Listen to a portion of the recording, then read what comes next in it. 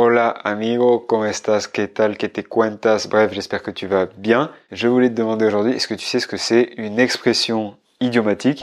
¿Sabes qué es una expresión idiomática? Bueno, te lo voy a explicar un poquito porque hoy vamos a ver expresiones que son las mismas en francés y en español y son expresiones idiomáticas.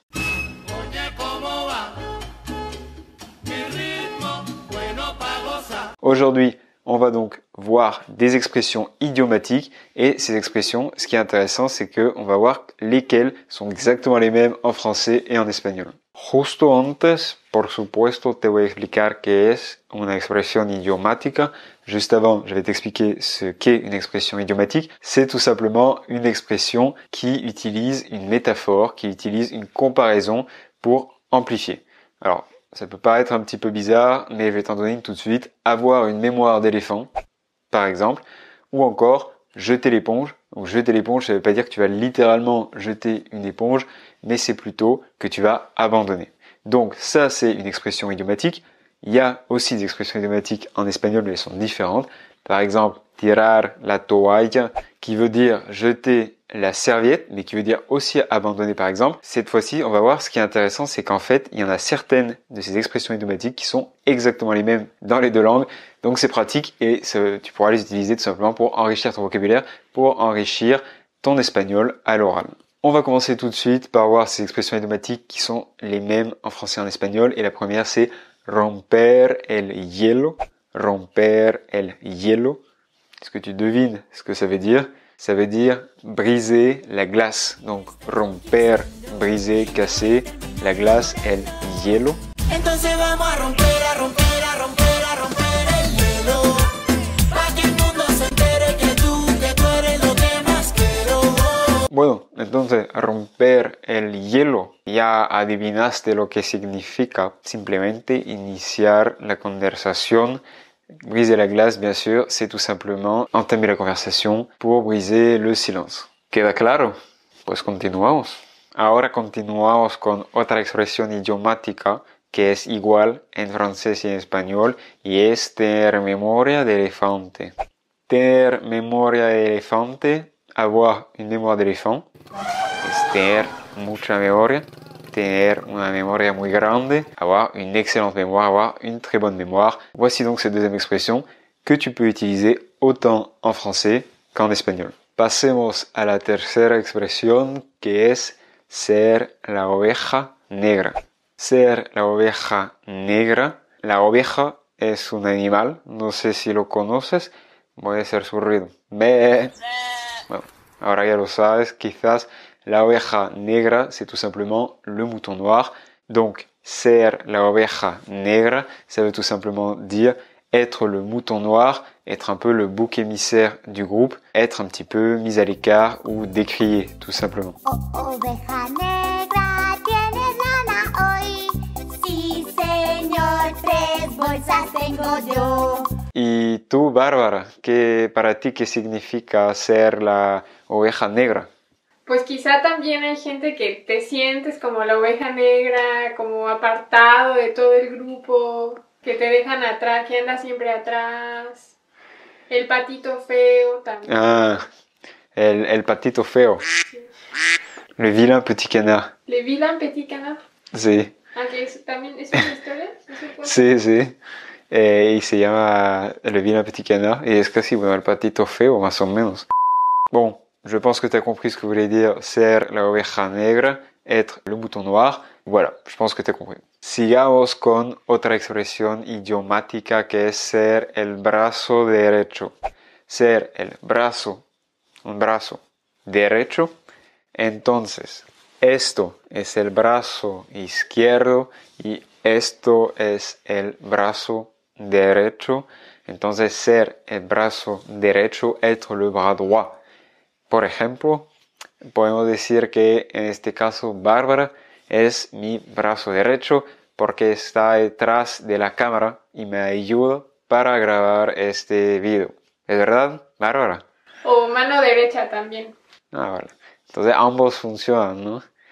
¿Eres mi mano derecha o mi brazo derecho? ¿Verdad? Sí. Vale, perfecto. Tu brazo derecho es para ti una persona de mayor confianza. Un bras droit, comme tu as pu le deviner parce que évidemment ça a le même sens en français, c'est vraiment quelqu'un qui est à tes côtés, quelqu'un de confiance et quelqu'un qui t'aide, etc., etc. Te doy un pequeño ejemplo. Puedo decir, solo confío en ella, es mi brazo derecho. Solo confío en ella, es mi brazo derecho. Je ne fais confiance qu'à elle, c'est mon bras droit. Bueno, ahora continuamos con otra expresión, pero la verdad es que no me acuerdo bien. ¿Perdiste el hilo? Ah, sí, esa expresión. Perder el hilo. Perder el hilo es algo que ocurre cuando estás hablando, estás platicando con alguien y que por culpa de una interrupción ya no sabes de qué estás hablando con esa persona. En este caso puedes decir perdí el hilo o se me fue el hilo.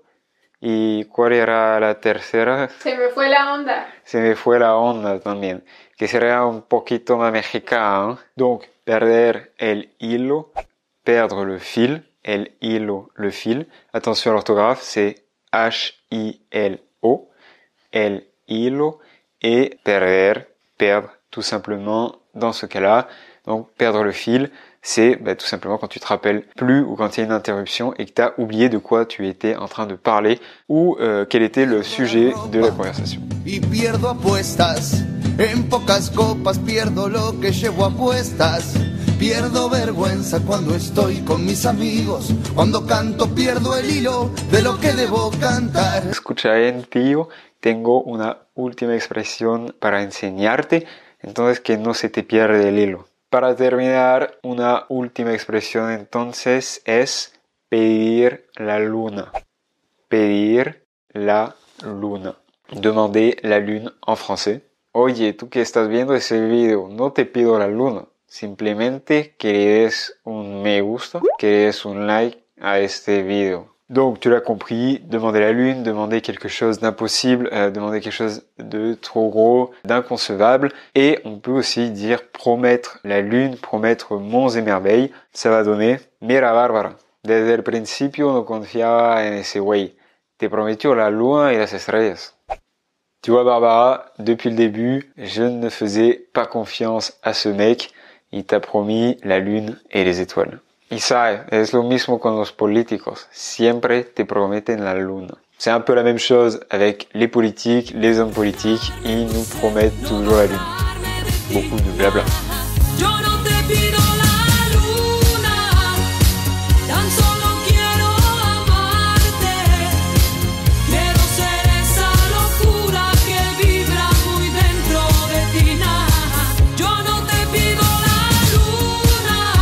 Bueno, ya está con esas 6 expresiones que son las mismas en français et en espagnol. C'est donc tout pour ces expressions qui sont exactement pareilles en français et en espagnol. Je t'invite à mettre d'autres expressions que tu connais qui sont exactement les mêmes aussi dans les deux langues.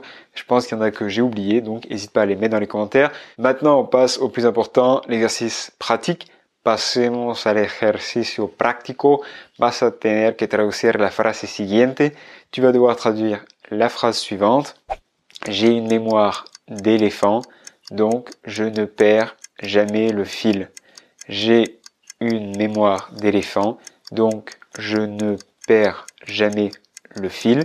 N'hésite pas à revenir en arrière ou à mettre en pause la vidéo pour pouvoir bien écouter la phrase en français. À toi donc de mettre la traduction de cette phrase en espagnol dans les commentaires et tu trouveras la correction dans la description.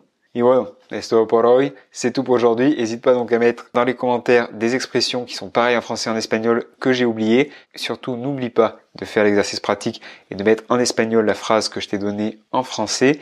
Et pour finir, si tu veux aller plus loin dans ton apprentissage, si tu veux apprendre encore plus l'espagnol, je t'invite à télécharger ta formation gratuite, l'espagnol tranquille à la maison. C'est une formation offerte sur 5 jours. Tu as 5 vidéos où je t'explique en détail comment j'ai appris en autodidacte depuis chez moi et comment j'ai obtenu le niveau C1 puis C2 de l'Institut Cervantes.